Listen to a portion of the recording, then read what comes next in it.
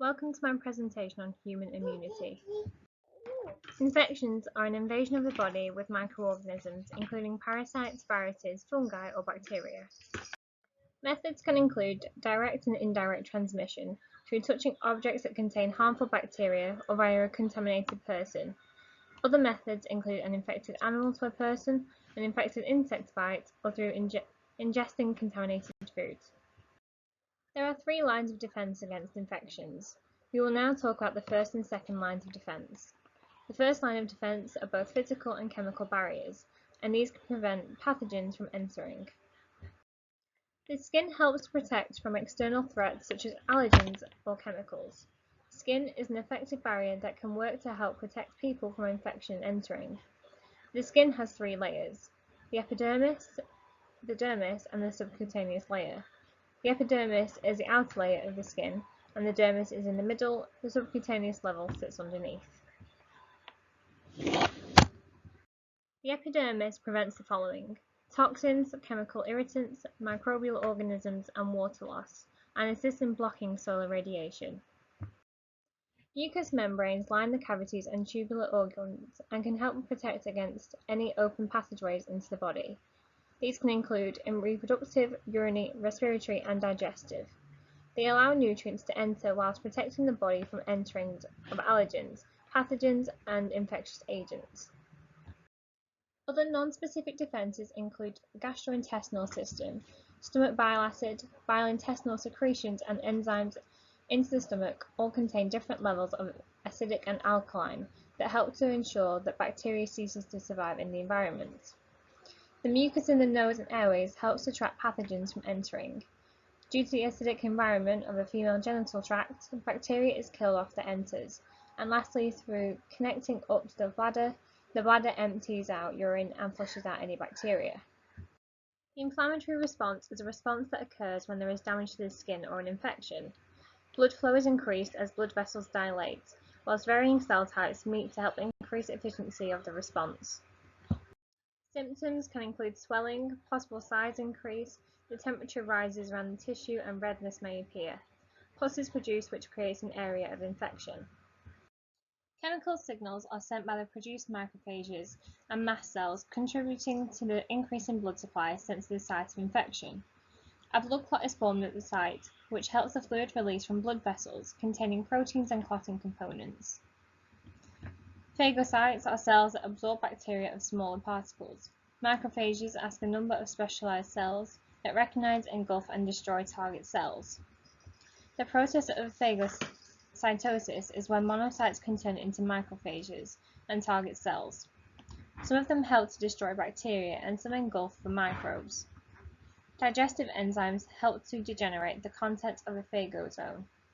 Monocytes enter infected tissue and change into microcells. The ability to change into different shapes and structures helps to combat infection. Neutrophils assist in chasing the bacteria. Their role is to find and kill bacteria by engulfing the invaded organism.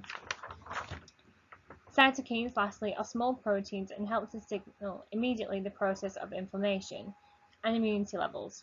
This works in a cascade reactive process. The third line of defense, pathogens, are the infectious agents. There are different types of microbes that can make a person ill. These can be bacteria, for example, food poisoning, viruses, for example, the flu. These are the most common. Other types include fungi, athlete's foot, and protozoa for malaria. Antigens are the parts of the pathogen that help communicate with the body and inform that is under attack, causing the immune response. This is a subsystem of the immune system and is composed of specialized cells that collectively eliminate pathogens or the spreading of further infection. This type of immunity is strategic and uses specific antigens. This is a much slower process and is activated by exposure to pathogens. Acquired immunity is an immunological memory, learning about threats in order to enhance its immune response. It relies on fewer cell types, specifically T and B cells. Human intervention means that we can produce both artificial and passive methods of acquired immunity through implementation such as vaccine or in produced or performed antibodies. Immune system cells, including white blood cells, these collectively help to defend the body against infection or foreign bodies. They are produced in the bone marrow and the Innate types include the following: neutrophils, these are a common attempt to block off germs into the bloodstream. Lymphocytes, these produce antibodies. Monocytes, they turn into macrophages, leaving the bloodstream. Eosinophils help allergies and release toxins, and lastly basophils. They help to secrete antibodies and anticoagulants. T cells are common in the immune system and make up approximately 80%. They mature in the thymus gland. The three main types include cytotoxic, suppressor, and helper. These cells function through the release of substances in the bloodstream and signal the B cells. They signal for growth, stimulate the cytotoxic T cells, and activate cells that engulf foreign substances. T cells are a major regulator in the immune system. They assist the B cells to activate and secrete antibodies, functioning through the release of lymphokines. Cytotoxic cells defend against viruses. These actively make holes in the foreign substances, causing self-destruction. Suppressor T cells can help the immune system from becoming overactive and suppressing antibody production. These cells are a humoral response and mature in the bone marrow. They work to defend against attackers and circulate freely within the blood and lymph around the body. Their specific response to produce specific antibodies against specific antigens. There are two types, plasma and memory. Plasma cells provide an immediate production of antibodies. They are specifically produced to secrete a particular single antibody. Memory B cells remain in the lymph nodes when they're not being stimulated or active. They provide action when required in an immune response or infection. Immunoglobulins consist of proteins that are bound to antigens produced by plasma cells. They aid the destruction of bacteria and viruses whilst neutralizing pathogens. They target infections, neutralize toxins whilst activating mast cells, working to stimulate the process of engulfing foreign substances. The wide shape enables an immunoglobulin to recognize a foreign substance and capture it, binding it to the antigen.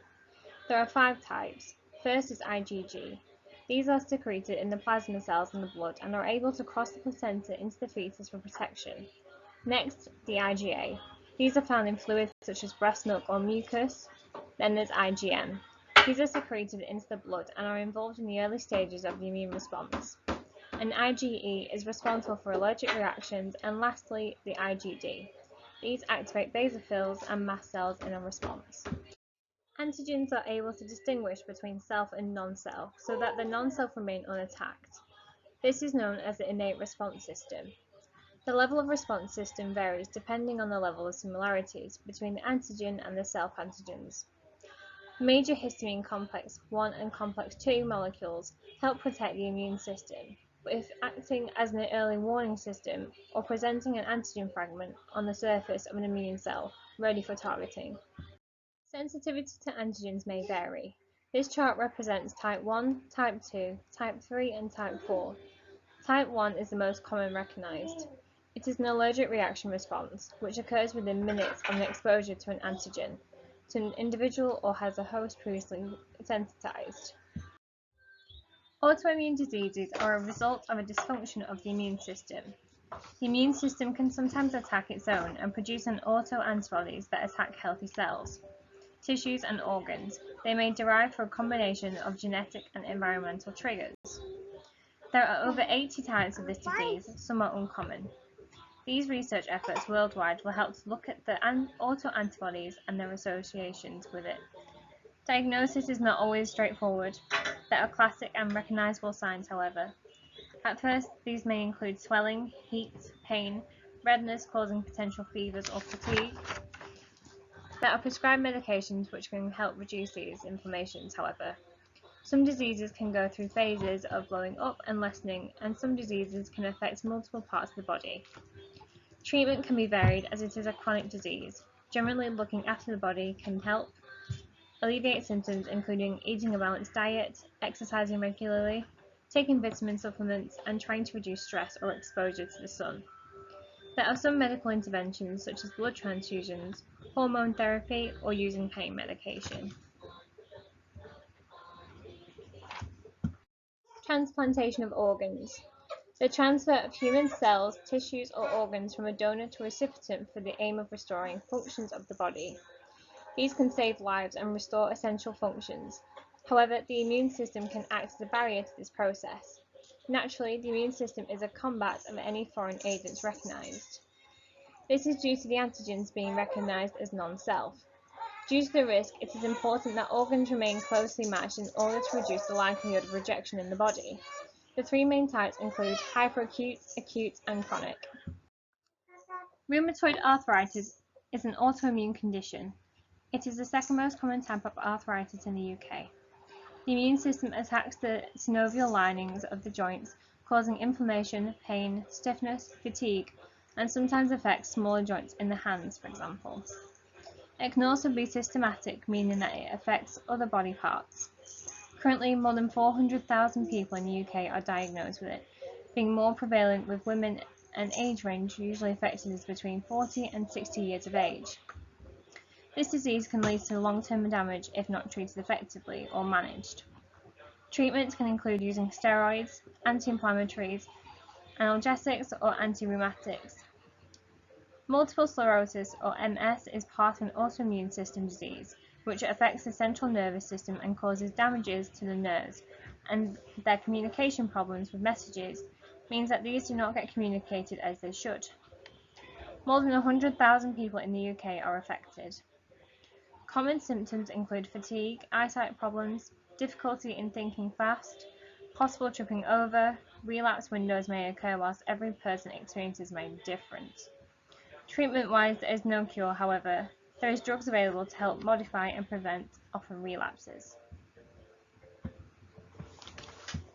Allergies and the body's immune system response to an allergen such as pollen, certain foods, dust mites, or animals. Allergies can become a growing health concern, although some people remain unaffected. There are two main types, IgE-mediated and non-IgE-mediated. Environmental allergies can affect individuals who suffer from asthma, for example. They may experience potential exposures to environmental allergens such as dust mites, pets, other animals, or mold particles. Active immunity is gained by creating antibodies and includes active natural and active artificially induced. Natural active contributes to a long-term immunity. It develops from being exposed to the pathogens. These cells create antibodies designed to attack the pathogen. If these cells are presented with the same pathogen, they will have memory of it and attack again. Artificially induced active immunity is when the body builds up the resistance to a disease due to immunization. Exposure of a body to foreign antigens, generating an immune response. Artificially acquired active immunity is using a vaccine that contains the antigens. Natural passive immunity occurs between a mother and child, prenatally or postnatally during pregnancy. Antibodies are passed from the maternal blood over to the fetal bloodstream for protection. Artificially induced passive provides an individual with protection through an injection or a transfusion of antibodies from another person. This type of immunity is not, however, last long, as antibody begins to break down. Vaccination is an exposing of the immune system to weakened versions of a particular pathogen, with the aim of stimulating white blood cells and encouraging antibodies to be produced. Vaccinations contain live pathogens, but these fragments remain harmless. However, toxins from the pathogens are possible. There are some mild effects sometimes that may occur in an individual, but they are not at risk of developing the disease. Having a vaccine means that if an individual is later infected by the same pathogen, the required cells are reproduced and pathogens are killed at a much quicker rate. The primary response takes some time for the antigen to be identified and for plasma cells to produce antibodies. The second response includes memory cells. They are now able to recognize the pathogen, producing a lot more antibodies and a much faster route to killing the pathogens. Live vaccines are taken from wild bacteria. They are manipulated or weakened in the laboratory, and small doses are given in order to stimulate a response. There is a potential for an adverse reaction to occur as a mild response. An inactivated vaccine is produced by growing a culture. It consists of particles of a virus, bacteria, or other pathogens, and then in time the disease part is lost in the process by using heat or chemicals. This type of vaccine cannot cause a disease, but requires usually more than one dose. This person is only fully protected after a number of further doses. Immunization helps to protect against serious disease and will help control the spreading of the viral disease. Children are now able to be protected more against the serious diseases such as measles. Immunization programs have contributed to eradication of some diseases in the world. Other benefits include creating savings in the healthcare system, extending life expectancy, helping with the protection and prevention of some cancers, and benefiting global economic growth. Measles vaccines were introduced in the UK in 1968. The Public Health England has estimated that around 4,500 deaths have been avoided, as well as a large number of measles cases, around 20 million. Infections were acquired during the 1980s and earlier. This is when epidemics of measles occurred. Currently, measles rates are still higher than they were in the 1990s, even though they have fallen overall since the sharp rise between 2001 and 2015. Most of these cases are due to people not being protected through vaccination, as this can have a knock-on effect.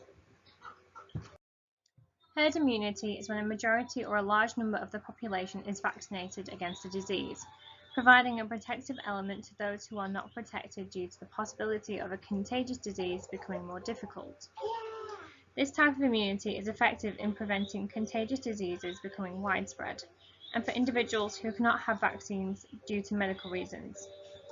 If rates of immunizations fall, this leads to a decrease in immunity to some disease, meaning the rates of disease will potentially increase in a population.